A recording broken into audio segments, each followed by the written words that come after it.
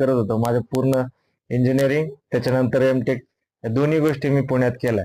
त्याच्यावरून मला काही गोष्टी लक्षात आल्या. ग्रामीण भागात ज्या स्किल किंवा आपली अदर स्किल असतील, सॉफ्ट स्किल असतील, कम्युनिकेशनच्या स्किल असतील, पुण्यात येऊन आपल्याला सुधारण्याच्या संधी मिळतात.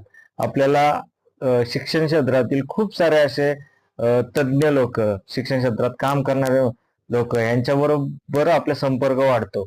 आपल्याला उद्या जाऊन इथे पूर्णपणे शिक्षण क्षेत्राशी समर्पित असणारे, त्या रिलेटेड काम करणारे, त्याच्यानंतर आपल्याला मार्गदर्शन करणारे मंडळी पुण्यासारख्या शहरात मिळतात.